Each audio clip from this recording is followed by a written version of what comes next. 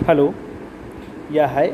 My name is Romil Tripathi, or I have around 12 plus year experience in SEO industry, and मेरे पास है around 100 clients हैं जिनके लिए हम काम कर रहे हैं। 100 प्लस क्लाइंट हैं, प्लस मेरे पास खुद के भी अपने प्रोजेक्ट्स हैं। ये 365doctor.in है जो अराउंड 10,000 ऑर्गेनिक ट्रैफिक है, जिससे हम एडसेंस से वर्किंग करते हैं, अर्निंग करते हैं। 36 मोबाइल है, 36 ट्रैक्टर है, तो काफ़ी सारे डोमेन्स हैं जिन पे हम खुद भी काम कर रहे हैं कि अपना भी जो हमारे एसईओ का जो नॉलेज है और वो उसको हम करते रहें। इसलिए प्रॉपर टीम है हमारे पास, 15-20 लोग हैं जो काम कर रहे हैं। तो एक रहता है कि हाँ चलो क्लाइंट का भी काम है, उस पर भी अच्छे से, प्लस अपने भी वो जो प्रोजेक्ट हैं कि उस पर हम एक्सपीरियंस करते रहें, सब कुछ हम करते रहें। तो अब मैं जो आज ये वीडियो बना रहा हूँ उसका ये मेन मेरा पॉइंट्स है कि जो क्या कहते हैं, और मेन फोकस रहता है कि हम जो क्लाइंट हैं उनको भी एक अच्छा रिजल्ट हम प्रोवाइड करते रहें। तो जो आज का जो टॉपिक्स है वो ये है कि यूआरएल रिडायरेक्शन, कि यूआरएल रिडायरेक्शन कितना इम्पॉर्टेंट है। अगर हम हमारी वेबसाइट है, मान लो नई पुरानी वेबसाइट है, उसको हम नई यूआरएल बना रहे हैं या नहीं बना रहे हैं, तो जो हमारे पुराने यूआरएल्स हैं उनको हम मेंटेन करते रहें। कैसे मेंटेन करते रहें कि तो मैं उसके बारे में बताऊंगा। और उससे पहले थोड़ा बता दूं कि ये मैं बना क्यों रहा वीडियो। एक्चुअली मैं हमारे पास एक मुंबई का क्लिनिक आया है, बड़ा क्लिनिक है, तो ऑनबोर्डिंग हुई। तो मैं उसका सबसे पहले, मैं कोई भी रहता है तो एक गूगल एनालिटिक्स और सर्च कंसोल का मैं उनसे एक्सेस पहले ही ले लेता हूँ कि हाँ ये एक्सेस हमें चाहिए। तो उससे ये हमें आइडिया मिल जाता है कि वेबसाइट का जो प्रेजेंट स्टेटस है एसईओ की, उसके कितना ऑर्गेनिक ट्रैफिक है, किस कीवर्ड से उनके पास ट्रैफिक आ रहा है, और किस यूआरएल पे हिट ज़्यादा है, किस क्या इंप्रेशन है। तो वो हमें पूरा आइडिया मिल जाए कि हम क्या हैं क्या।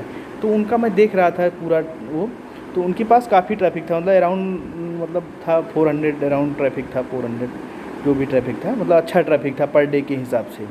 तो मैंने देखा उसमें एक सडनली एक 200 जो भी जो ट्रैफिक था उससे सडनली अराउंड 30-40 ट्रैफिक हो गया। मैं देखा पड़ा हुआ कि कैसे इतना ट्रैफिक कम हुआ। मैंने उसका सर्च कंसोल में गया, उसका पूरा एनालिसिस किया कंपेयर करके कि हाँ किस कीवर्ड से था, किस यूआरएल से ये ट्रैफिक आ रहा था और अचानक कैसे वो डाउन हुआ। फिर थोड़ा और रिसर्च किया तो पता चला ये यूआरएल्स हैं। जो वो यूआरएल मैंने देखे तो वो यूआरएल रिडायरेक्ट हो रहे थे होम पेज पे, वो यूआरएल होम पेज पे रिडायरेक्ट हो रहे थे। तो फिर मैंने क्या किया कि देखा फिर कि ये जो पेज है ये कहाँ गया। फिर उसको मैंने उसके गया डैशबोर्ड में देखा, तो हुआ उसमें क्या था कि किसी ने भी बाय मिस्टेक या जो भी है, तो उसका जो यूआरएल का स्ट्रक्चर था उसमें देखो सब कुछ था, लेकिन उसमें थोड़ा सा चेंज कर दिया। जैसे सपोज उसमें /hi ऐड था, तो वो hi हटा के उसमें सिर्फ वो कर दिया, लेकिन उसको 301 रिडायरेक्ट किया नहीं, वो एज उसको होम पेज पे रिडायरेक्ट कर दिया। तो अब वहाँ इसीलिए पूरा जो उनका एसईओ का जो ट्रैफिक था, ऑर्गेनिक ट्रैफिक था कीवर्ड रैंकिंग का, इसलिए अब गूगल को या सर्च इंजन को तो वो पेज मिल नहीं रहा है। अब वो पेज उसके लिए तो है नहीं, वो होम पेज पे रिडायरेक्ट हो रहा है।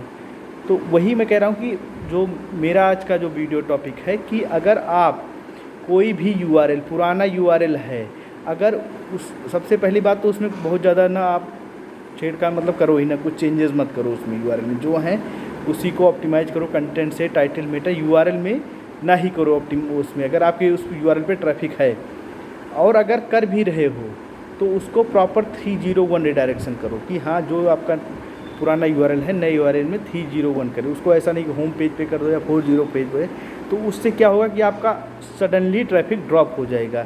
और जो मैं ये भी देखता हूँ, अब पता नहीं वो जो लास्ट एजेंसी थी कैसे एसईओ कर रही थी, उसको ये मिला नहीं, क्या नहीं मिला कि इतना आपकी ट्रैफिक ड्रॉप हुआ है कि आपके पास इतना ट्रैफिक था उसका 1/4 ट्रैफिक हो गया, और आपने उसको एनालिसिस नहीं किया कि हाँ ये ट्रैफिक ड्रॉप कहाँ से हुआ।